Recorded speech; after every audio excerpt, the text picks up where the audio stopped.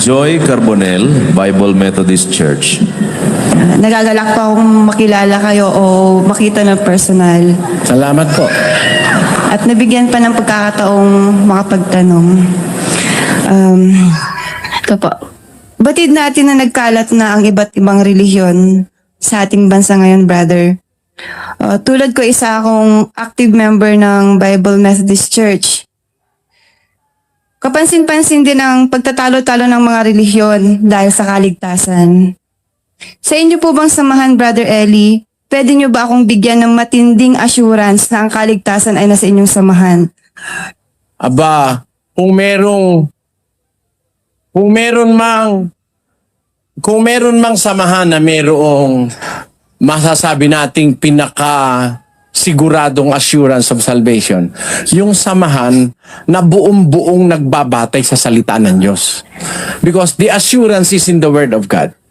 There is nothing sure in this world except the Word of God. Wala nang pinakasigurado sa mundo kundi ang salita ng Diyos. Mas sigurado pa nga sa mundo yun eh. 24:35 ng Mateo. Ang langit at ang lupa ay lilipas, datapwat ang aking mga salita ay hindi lilipas. Tibay pa sa langit yung salita ng Diyos at saka sa lupa eh. The heavens and earth shall pass away, but my word shall not pass away. Yung salita ng Diyos, sigurado yun eh. Kung doon ka nagbabatay sa salita ng Diyos, wala nang pinakasigurado kundi yung salita ng Diyos. Katunayan, Mateo 7:24. Kaya't ang bawat dumirinig ng aking mga salitang ito at ginaganap ay matutulad sa isang taong matalino na itinayo ang kanyang bahay sa ibabaw ng bato. At lumagpak ang ulan at bumaha at humihip ang mga hangin at hinampas ang bahay na yaon at hindi nabagsak sapagkat natatayo sa ibabaw ng bato. Naglalarawan siya ng isang talinghaga. Yung dumirinig ang wika ng salitang ito na sinasalita niya at ginaganap ito, parang taong matalinong itinayo yung bahay niya sa ibabaw ng bato. Dumating ang ulan, umipang hangin, bumaha, hinampas ang bahay na yon, hindi nabagsak sapagkat nakatayo sa babaw ng bato eh. Alin yun? Yung salita ng Diyos parang bato. Yun ang pinakasiguradong foundation ng pananampalataya. Ngayon, tanong mo, ano ba ang assurance, pinakamatinding assurance maibibigay ko na ang aming samahan may assurance of salvation. Wala kang makikitang samahan sa buong mundo na kung magbatay sa Biblia, buong buo, kapatid. Eto bibigyan kita ng bird's eye view. Sa amin, pati damit batay sa Biblia. Pakinggan mo sa unang Timoteo 2:9. Gayon din naman, na ang mga babae ay magsigayak ng mahinhing damit na may katimtiman at hinahon, hindi ng mahalagang hiyas ng buhok at ginto o perlas o damit na mahalaga, kundi siyang nararapat sa mga babae na magpakabanal sa pamamagitan ng mabubuting gawa. Sa amin, pati damit may disiplina sa salita ng Diyos. In like manner also, that women should adorn themselves with modest apparel, with shamefacedness and sobriety, not with broided hair, or gold, or pearls, or costly array, but it becometh a woman professing godliness with good works. Kaya kung ikaw ay babaeng nagbabanal, pati damit mo may disiplina ang Diyos eh. Hindi pwede yung labas ang singit, o kaya labas ang dede, o labas ang puwet. Yun. Marami diyang nagre-relihiyon, pagkadamit na lang, hindi na pinapansin. Pagkain, ganun din. Sa amin, sa pagkain, meron din kaming disiplina sa pagsasama ng mag-asawa, sa pagdadala ng pamilya, sa hanap buhay. Hindi kami pumapayag na ang aming miyembro rito, kolektor ng weteng, o kaya Kristo ng sabong, nabubuhay sa pagtitinda ng droga. Bawal po sa amin yun. Kasi, yun ang sinasabi ng salita ng Diyos. Kaya, kung meron kang mahahanap na relihiyong magbatay sa salita ng Diyos buong buo, I bet, my neck, walang kapareho ang samahang ito na kung magbatay sa salita ng Diyos buong buo. wala kaming salita ng Diyos na hindi tinuturo. Tinuturo namin lahat. Kasi yun ang utos 26:2 ng Jeremias. Ganito ang sabi ng Panginoon, tumayo ka sa looban ng bahay ng Panginoon at salitain mo sa lahat ng bayan ng Huda na nagsisiparoon upang magsisamba sa bahay ng Panginoon. Ang lahat na salita na iniutos ko sa iyo upang salitain sa kanila. Huwag kang magbawas ng kahit isang salita. Tamo, bawal magbawas Kung talagang tayo, naghahanap tayo ng totoo, sabi ng Diyos, huwag kang magbabawas kahit isang salita. Susunod ka sa reliyon. Ang pinaniniwalaan mo, binawasan na. Dapat, kung alin yung nasa Biblia, ganon. Nakita mo ang punto ko, kapatid? Sana ganon. Kasi panluloko sa kapwa-tao, may Biblia naman. Marunong namang magbasa. Ang ginagawa mo, wala sa Biblia. Isa pa po, Brad. Sige po. For example po, ako po ay nagsusuri ngayon. Paano po pag biglang dumating ang Panginoon ay hindi pa ako tapos, hindi pa Huwag kang ako... mag-alala, nagsusuri ka. Nagsusuri ka. Kahit hindi po ako At least you have started. You have started. Pagka nakakita ka ng chance na mag-umpisang sumunod sa Diyos, hindi na pinag-uusapan yung nakatapos ka ba o hindi. Alam ng Diyos ang intention mo And if the intent in your heart is real, kahit hindi mo natapos yun, yun nga nakapako sa cross, di ba? Noon niya lang nakita si Kristo Pero isang little move ang ginawa niya. Nung umpisa kasi, dalawa sila. Inaano nila si Kristo tinutuya nila Dalawa sila Pareho sila tumutuya. Pero after some time, nakita niya yung mga sinasabi ni Kristo, na si Kristo yung nagsasalita, hindi naman talagang kriminal. Tumigil siya ng pag-alipusta. Sabi niya doon sa isa, tumigil ka na niyang pag-aalipusta mo sa kanya. Kaya tayo naririto, talagang dapat lang sa atin dahil tayo yung mga masasama. Pero ang taong ito walang kasalanan, sabi niya. Bumaling siya kay Kristo. Jesus, alalahanin mo ako pagdating mo sa iyong kaharian. He started a little move of faith and he was found worthy to obtain paradise. Ang masama, yung lagi na lang nagsusuri. 6 na taon na, 7 taon na, 10 taon na, matigas ang puso masyado. Ang mas mabuti, pag nakita mo, nasuri mo, meron akong sinasabing totoo, sumama ka sa akin, ganun lang naman O ngayon, kumagal ang panahon, meron kang narinig, mas maganda doon sa akin, yayain mo ko, doon tayo pumunta. Parang ganito Parang ganito. Nakakita na kayo nung gamu-gamu? Yung gamu-gamu, nandun kami sa may bundok doon sa may Urani, Bataan. Nagsindi ng siga. Yung mga gamu-gamu, kahit mamatay sila, pumupunta sila sa siga, yung sa ilaw. Nagsindi kami ng fluorescent, iniwan yung siga, pumunta sa fluorescent. Kasi mas maliwanag yung fluorescent kaysa doon sa liwanag ng siga Di ba? Ano ibig ko sabihin? Para tayong gamu-gamu. Kung saan yung liwanag, doon ka muna. May nakita kang mas maliwanag, punta ka uli ron. Pag nakakita kayo ng mas maliwanag sa sinasabi ko, doon tayo pumunta, sasama ako sa inyo. Ganun lang po yan. Okay na po? Opo. Maraming Salamat po. You're welcome. Si Dr. Elpidio Paa, isa pong nagsusuri. Sunod po si Michael Jimenez, isang Katoliko. Bihira akong pumuri na isang tao na kagaya mo. Kasi I'm trying to compare your intelligence sa mga ibang nangangaral. Kaya wala akong pondong relihiyon na inaaniban ngayon. Simpleng katanungan lang, 3 katanungan ang itatanong ko sa iyo. Maaring napakadaling sagutin para sa iyo. Pero bumabagabag sa aking isipan. Una, alam natin lahat na si Jesus Christ ay galing kay Virgin Mary. Nabuntis siya through the power of the Holy Spirit. Tama po ba? Tama po. Mukhang magkakontra yata dahil meron din akong nabasa sa libro. Hindi ko lang matandaan kung anong aklat ng Biblia na sinasabi naman na si Jesus Christ ay lumabas sa sinapupunan ng Ama, which is the Supreme Being, who is God. Alin po ang nauna? Yung pinanganak o yung paglabas niya sa sinapupunan ng Ama. Alam niyo po, yung pagkakapanganak niya mula sa sinapupunan ng Ama, una po yun sa lahat. Let us read it from the scriptures. 8:12 of the book of Proverbs says, I, wisdom, dwell with prudence. So, we are just establishing here that the wisdom of God is the person is speaking in this particular chapter of the scriptures. I, wisdom, dwell in prudence and find out knowledge of witty inventions. So the wisdom of God is the one is speaking here. Let us establish first in the biblical concept, who is the wisdom of God?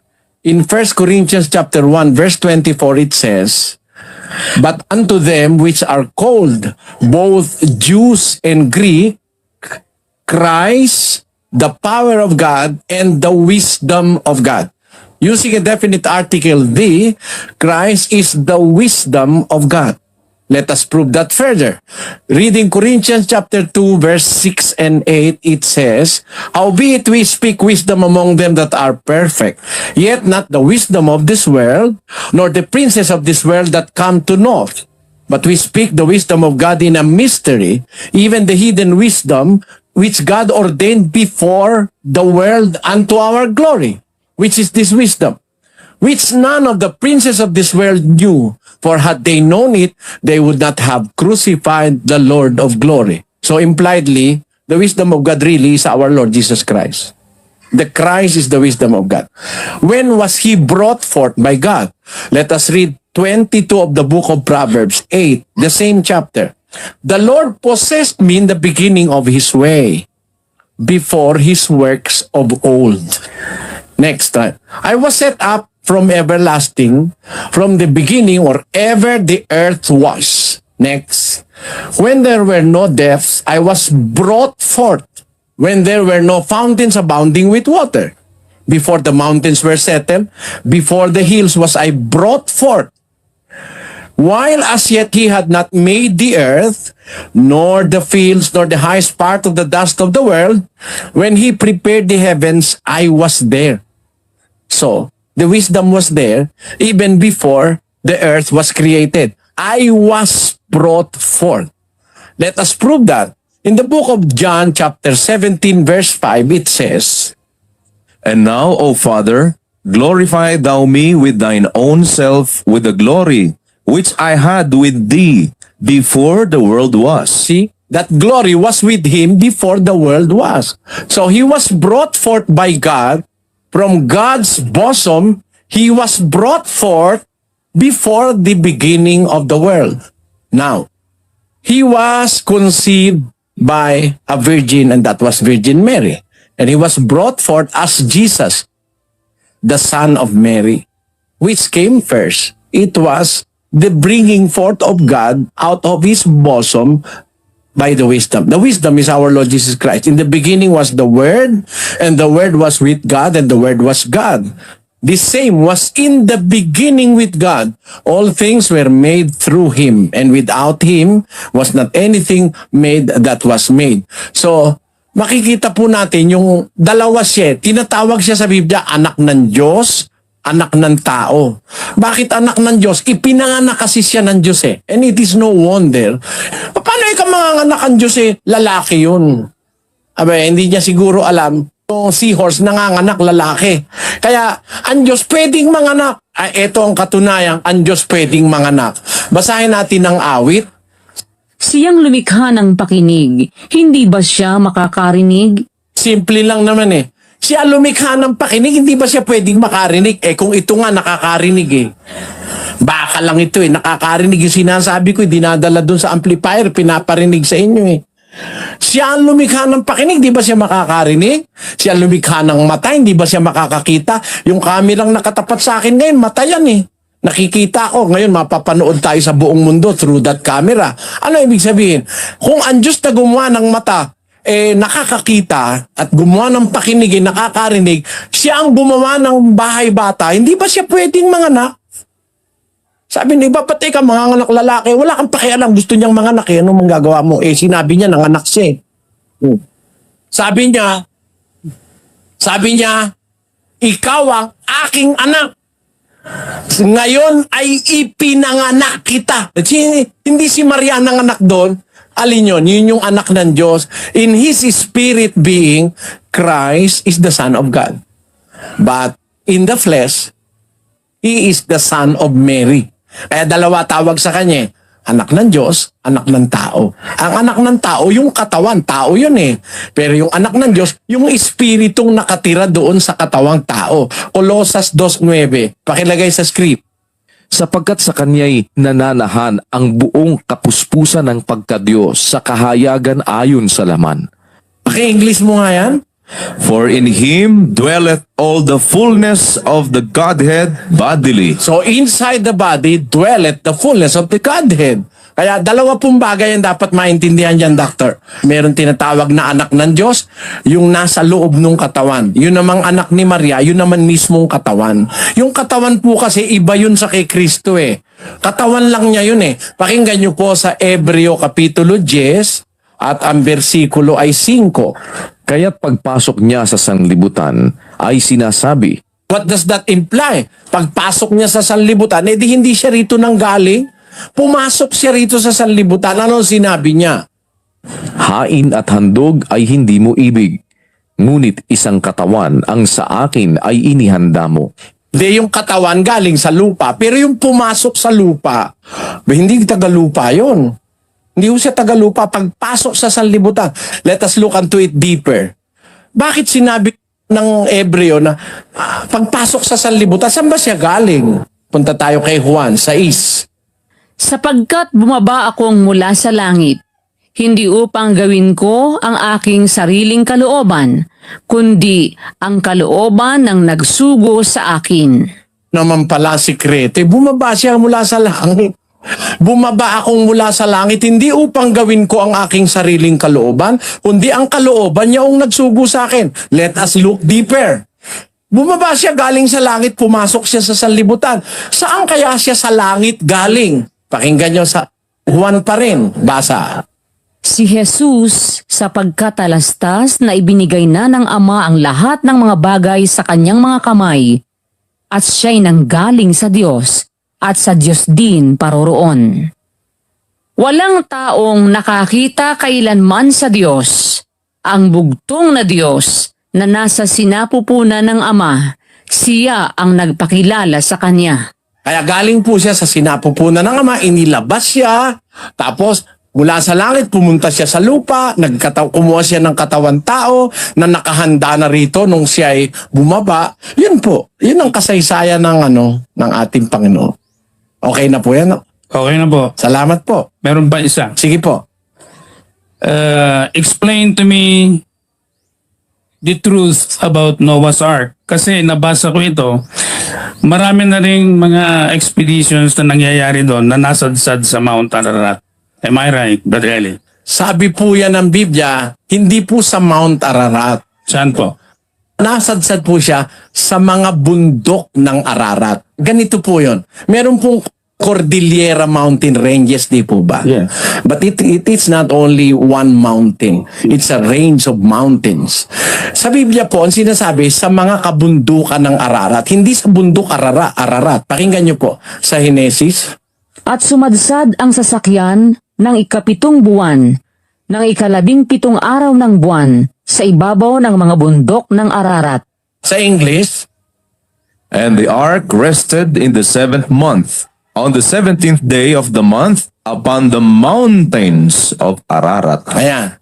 So makikita po natin, ito'y maraming mountain. Walang definite place na sinabi, pero karamihan po yun parang mountain range. Ganun po yun. Where does the problem come in, Doctor? So, bakit walang may pakita na kahit man lang isang part, kagaya lang kasi laki man lang sana na isang matchstick, ito ang parte ng Noah's Ark para maniwala ang mga tao. Ganito po yan. Meron naman tayong mga fossil remains na tinatawag o carbon-14 dating to show that that is really true. So how can you make me believe that talagang totoo yun? Ganito po yun. Our Lord Jesus Christ, after so many centuries later, have spoken of Noah. Di po ba? Let us read from Luke 17 verse 26. At kung paano ang nangyari sa mga kaarawan ni Noe, ay gayon din naman ang mangyayari sa mga kaarawan ng anak ng tao. Nagsasalita po rito si Kristo. Kung paano nangyari sa kaarawan ni Noe, ganun din ang mangyayari sa kaarawan naman ni Kristo. Anong mangyayari? Sila'y nagsisikain, sila'y nagsisiinom, sila'y nangag-aasawa, at sila'y pinapag-aasawa, hanggang sa araw na pumasok sa daong si Noe, at dumating ang paggunaw, at nilipol silang lahat. Ako sa akin po, sapat na ito Doctor. Our Lord Jesus Christ Himself, after so many centuries, have spoken of the Ark of Noah. And because it is the word of our Lord Jesus Christ, kahit wala akong makitang ebidensya, naniniwala na ako na talagang mayroong barko ni Noe. Pero hindi po sapat yun, kapatid. Hindi sapat yun. We will be, maaari kong sabihin na hindi tayo masyadong scientific minded pagka naghanap tayo ng kapiraso sa daong ni Noe. Considering na yun po'y gawa, yung sasakyan na yan, sa kahoy na gopher. Ang gopher po, isang magaang na kahoy, pero matibay, pero magaang, na very suitable sa paggawa ng isang floating wooden vessel. Considering that is so many thousands of years ago na nangyari na yon, it is possible na wala na tayong makita. Kasi nag-undergo ng process of oxidation no? Pero hindi po yun ang batayan ko Ang batayan ko ito Sabi ni Kristo dun sa mga Eskriba at Fariseo, kailangan ba kaming bumuwis kay Cesar? Pakita nyo nga sa akin yung salaping pambuwis. Sabi niya. Pinakita sa kanya ang isang dinaryo. Ano nakalagay sa dinaryo? Ano nakalagay dyan, sabi ni Kristo? Kaninong larawan ng nariyan? Kay Cesar. Sabi ng mga Hudyo. O kung gayon, ibigay nyo kay Cesar ang kay Cesar at ang sa Diyos ay sa Diyos. Di meron po palang coin na ang nakalagay na inscription yung larawan ni Cesar. Sino ba ang Cesar sa panahon ni Kristo? Dalawa po. Si Cesar Tiberius at saka si Cesar Augustus. Kamakailan nakahukay ng mga coins bearing the picture and the image of Cesar Tiberius and Cesar Augustus. Ayan. Cesar Augustus at saka Cesar Tiberius. So may physical evidence tayo na ang sinasabi ng Biblia totoo tungkol kay Kristo. At nagkapalad po ako. Meron akong kapalarang nakakuha ng isa sa mga coins na mayroong larawan ni Cesar Augustus at saka ni Cesar Tiberius. Eto.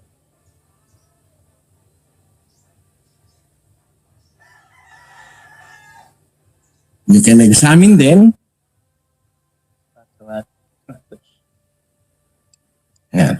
So we have physical evidence before us to prove that what our Lord Jesus Christ says is the truth. Now, the very same Jesus Christ was the Christ who have spoken of the Ark of Noah. Kaya kahit hindi po ako makakita na kapiraso man lang o kahit na yung pako, hindi pa yata uuso pako sa panahon ni Noe. Baka itinali lang ni Noe yung mga joints noon o kaya pinako niya ng kahoy din. Ayun po. Pero ang isang bagay na dapat nating maintindihan doon, kapatid, yung ako hindi ako naniniwala dito basta agad Meron pong expedition na ginawa yung ibang biblical scholars. They claim na nakakuha sila ng kapiraso. Merong wood doon which when subjected to carbon dating ay lumalabas sa panahon ni Noah. Pero hindi po ako doon nagbabatay, malay mo. Kasi gusto lang nilang patunayan ng Biblia. Yung iba, nagkukwento na lang ng walang ano. Pero ako, mas gusto ko po, on the biblical point of view, na makita ng tao na hindi po dapat pagdudahan. Kasi si Kristo na maestrong galing sa langit, nakakaalam ng nakaraan, talagang sinabi niya, si Noah ay gumawa ng daong. Ayan po. Isang-isa na lang po. Sige po. Ang tingin ko mukhang hindi rin sumusunod kumisa ng Diyos sa mga sinusulat ng mga propeta sa Biblia. Bakit? Kasi ang nalagay doon, patawarin mo ang iyong mga kaaway, forgive your enemies 7 times 7 times 7 pa yata Ngayon, kung talagang mapagpatawad siya sa mga kasalanan ng tao, bakit nagkakaroon ng earthquake, mga flash floods, tsunami itong nakaraan lang, mga tinatamaan ng kidlat? Yun ba'y ibig sabihin galit na ang Diyos sa atin? Pati mga bata, walang malay, mga mababait, namamatay. Hindi naman po ibig sabihin ko kung namatay ka, hindi ka pinatawad ng Diyos eh. Balik tayo kay Noe. Nung pong panahon ni Noe, mapapansin nyo, walang bata sa daong. Wawalo sila, no? Si Noe, yung tatlo niyang anak at kaniyang mga manugang, saka asawa niya. Ibig sabihin, puro sila adults na nasa daong. Walang batang tao ron. Ibig sabihin, lahat ng bata nun namatay eh. Pero ibig po bang sabihin nun, hindi pinatawad yung mga bata? Ang sabi po ni Kristo sa Mateo 19, ganito. Datapwat, sinabi ni Jesus, pabayaan ninyo ang maliliit na bata at huwag ninyong pagbawalan silang magsilapit sa akin, sapagkat sa mga ganito ang kaharian ng langit. Ang bata po, tagalangit eh, ayon kay Kristo. Walang sagutin ng bata, lalo na yung mga batang maliliit, no? Isa pang pangyayari, nung si Kristo ipahanap ni Herodes, pinapatay ni Herodes lahat ng bata sa paligid-ligid ng mga bulubundukin ng Judea. Libo-libo po yung pinatay na bata in search for Christ. Yung mga bata na yon suffered because of the birth of the Redeemer. Kung kayo ang Redeemer, hindi nyo ba i-redeem yung bata? Sabi ni Kristo, ang kaharian ng Diyos para sa maliliit na bata. Ano po ibig kong sabihin dito? Hindi po common na matay ang isang tao, lalo na ang isang bata, hindi na siya pinatawad ng Diyos o sinumpa na siya. After all, mamamatay po ang tao talaga eh. Si Juan Bautista nataga sa liig, putol ang ulo. Si Kristo pinako sa krus. Si San Esteban binato ng mga Hudyo. Yung mga unang Kristiyano pinakain sa leon. Pinagwatak-watak ng mga pinagwaray-waray ng leon yung katawan nila. Merong mga Kristiyano sinunog sa arena ng Roma. Ang ibig ko po sabihin, it doesn't mean that because you died of a tsunami or of an earthquake, it doesn't mean na you were forsaken by God. No. We have to die kahit anong paraan. But what is important saan ka namatay? Ano kinamatayan mo? Nag-tsunami, nalunod ka. Namatay ka bang nakahanda na naglilingkod sa Diyos? Kasi mamamatay po tayo. Marami lang paraan ng kamatayan. Sabi nung iba, brutal daw yung kamatayan nung pinaril ng Armalite. Wasaki ka ang ulo. Kung ako tatanungin nyo, kaysa ikaw ay magkasakit ng diabetes, araw-araw ka tinutusok at tinitignan yung iyong... Nakita ko kasi sa mother ko, nagka-diabetes siya 12 taon ko siyang inaalagaan, nagka-diabetes siya at the age of 80. Umabot naman siya ng 90. Nahirapan ng mother ko Araw-araw tinutusok Saksak, tusok, saksak, tusok. Kung ikaw ay in-Armalite, di patay ka. Ibig ba sabihin nun masama yun? Naku nasarap na kamatayan yun, kala nyo. Mas maputi na yung mamatay ka sa Armalite kaysa sa diabetes, pinutol yung paa. Yung konti sumunod, binti. Nung dito na, wala nang puputulin. Baka dito na. Pasyente akong ganon. Yun po, ibig ko sabihin, kapatid. Hindi po common na matay, o na tsunami, o nadaganan ng earthquake, sinumpa na ng Diyos. Meron tayong kanya-kanyang kamatayan. Yung 5,000 sumakay sa Doña Paz, patay sila lahat. 5,000 yun. Pero hindi ibig sabihin sinumpa sila ng Diyos. Death just come unexpectedly in any kind of manner. Pwedeng sa sakit, pwedeng sa tulog, hindi ka na nagising, pwedeng kidlat. Ba't hindi ibig sabihin kung tinamaan ka ng kidlat, masama ka ng tao? Ganun po yun, kapatid. Maraming salamat. Salamat po.